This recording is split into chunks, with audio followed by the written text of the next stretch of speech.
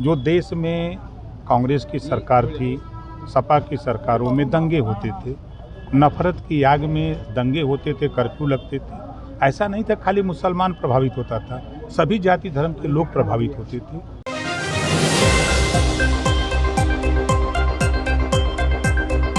अपने चुनावी कार्यक्रम में वाराणसी पहुंचे कैबिनेट मंत्री ओम प्रकाश राजभर ने मीडिया से बात करते हुए कहा कि 543 लोकसभा में जो चुनाव होने जा रहे हैं, हमें 543 सीटों में जब 4 जून को रिजल्ट आएगा तो प्रधानमंत्री नरेंद्र मोदी के नेतृत्व में मजबूत सरकार बनेगी। उन्होंने कहा कि नफरत की राजनीति हो रही है, उस नफरत की राजनीति को समाप्त करके हम लोग भाईचारे प्रेम की राजनीति को आगे बढ़ाना चाहते हैं।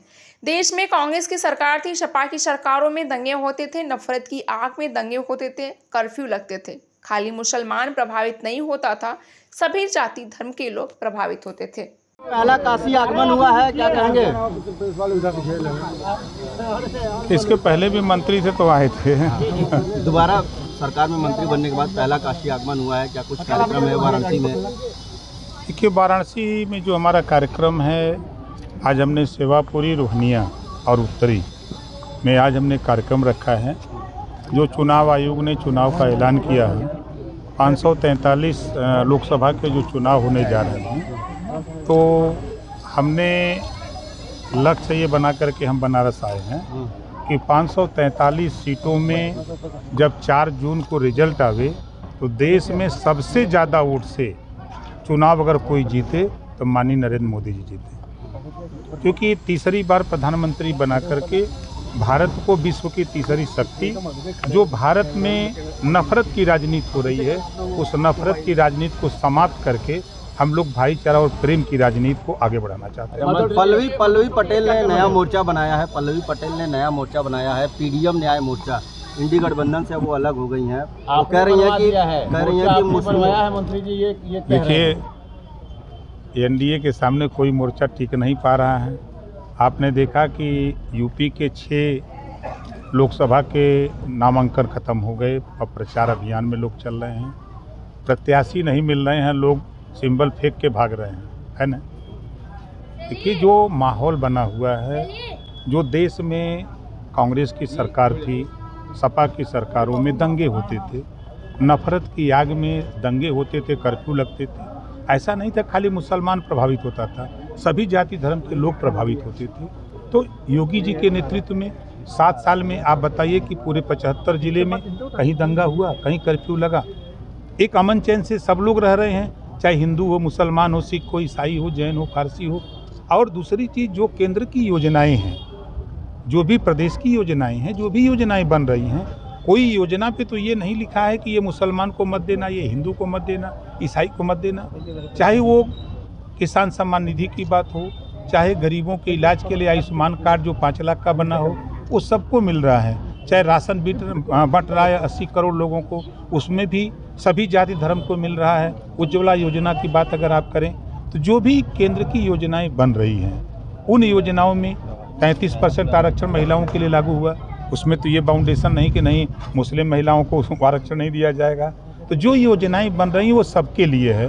तो जो नफरत की बात है, आज मैंने जैसा आपने सवाल किया कि मंत्री बन करके अब पहली बार बनारस आए, मंत्री बनने के दूसरे दिन ही अधिसूचना जारी हो गई चुनाव आयोग की, चुनाव की। लेकिन बीच में हमने 4-5 दिन अध्ययन किया। सबसे ज़्यादा देश में कांग्रेस ने और सपा बसपा ने अगर धोखा दिया तो मुसलमानों को धोखा दिया है। वोट तो लिया 20%, लेकिन दिया क्या? नफरत के सिवा। हम देख रहे हैं कि पूरे 75 जिले में किसी ब्लॉक पर एक चपरासी भी मुसलमानों के विकास के लिए अल्पसंख्यक विभाग का नियुक्त नहीं है, एक बाबू नहीं है। जिले पर एक अधिकारी है, वो भी पैदल है। वो कैसे योजना का लाभ बताने के लिए किसी बस्ती में जाए? किसी मुस्लिम बस्ती में अगर उसको जाना है तो पैदल जाएगा, वो जा कर के फिर दरी बिछावे, चौकी लगावे, लोगों से कहे। ये ना तो कांग्रेस ने ध्यान दिया, ना सपा की सरकार थी, बसपा की सरकार थी, किसी ने ध्यान नहीं दिया। आज जब मैं उसको अध्ययन कर रहा हूँ तो मोदी जी, हम तारीफ की बात नहीं कर रहे हैं, मोदी जी ने एक ऐसी स्कीम ले आए कि जो मदरसे हैं उस मदरसों में सामान्य शिक्षा लागू हो। हाई कोर्ट ने फैसला दिया कि मदरसों के संबंध में मेरे पास विभाग है। मैंने कहा भाई आप जाओ, कोर्ट का दरवाज़ा खटखटाओ, हम आपके साथ हैं। हम पूरी मदद के लिए तैयार हैं। हम चाहते हैं कि जो सुविधा किसान को मिल रही है वही सुविधा बुनकर को मिले। जो योजनाएं किसान को छूट मिलती है वही छूट उसी तरह की बुनकरों को मिले। जो सुविधाएं केंद्र और प्रदेश सरकार की हों उन योजनाओं का लाभ सबको मिले, यही हमारा मकसद है। विभाग मिला है पंचायती राज, प्रधान जी लोग बहुत खुश हैं, ऐसा देख रहे हैं। और जिस दिन से अल्पसंख्यक विभाग हमको मिला है तो मुसलमान भाई भी खुश हैं कि एक मजबूत नेता के हाथ में कमान गई है। ये नेता कुछ करेगा। पटेल तो कह रही हैं कि मुसलमान का हित कोई नहीं कर रहा है, आप नया मोर्चा बनाए हैं, न्याय मिलेगा उन लोगों को। अच्छा ये बताइए, मंत्री हम हैं ना, हमारी बात, हम सरकार में हैं, हम कानून बनाएंगे कि जो सरकार में नहीं है वो कानून बनाएगा। अच्छा मंत्री जी आपके या फिर सपा? देखिए, अगर वो सवाल आप कर रहे हैं तो आप ये समझ लो कि जब हमारा उनका गठबंधन था तो अखिलेश जी ने मुझे धोखा देने का काम शुरू किया। उन्होंने कहा कि आप हमारे सिंबल पे लड़ो। भागते पराते किसी तरह हमने 3 सिंबल अपने पर लड़ा, जो आपका शिवपुर था, गाजीपुर था, एक और जगह शेष। उन्होंने कहा कि हमारे सिंबल पे लड़ो। अब आप बताओ, तो अब्बास अंसारी सपा के सिंबल पे लड़े हैं कि आपके सिंबल? नहीं, सिंबल मैं तो कह रहा हूँ दिया है मंत्री जी, सिंबल तो मैंने दिया है। प्रत्याशी किसके हैं अभी आपने देखा? ईमानदार अगर कोई धरती पर सपा का नेता अगर बोलता है, ओम प्रकाश राजभर से सीखे। उन्होंने दिया था, जीते हुए हैं आपके जगदीश नारायण राय ने। और जगदीश नारायण को अखिलेश यादव जी ने कहा कि मेरा विधायक है, और सपा को दिया राज्यसभा में। मेरी पार्टी का विधायक आपके आजमगढ़ मेहनगर से। तो अब्बास नहीं, सुन लीजिए, आपने सवाल किया तो उत्तर सुन लो। आप पूछो अखिलेश यादव के नेताओं से, एक बार भी मैंने अपने जो हमारा कैंडिडेट मेहनगर से जीता है, मैंने एक बार भी नहीं कहा कि तुम हमको वोट दो। उसको छूट दिया कि तुम उस पार्टी से हो, उस सिंबल से हो, आप जाकर उधर वोट दो। और अखिलेश यादव जिनकी बात करते हो, पुलिस की भर्ती होगी तो मजबूत यादव को करेंगे, वोट लेंगे मुसलमान का। यही करते हैं। मुसलमानों के विकास के लिए एक योजना बता दो कि समाजवादी पार्टी की सरकार में मिला हो, कोई योजना किए हो, कांग्रेस की सरकार में बता दो। आप लोग तो सबको पढ़े हो।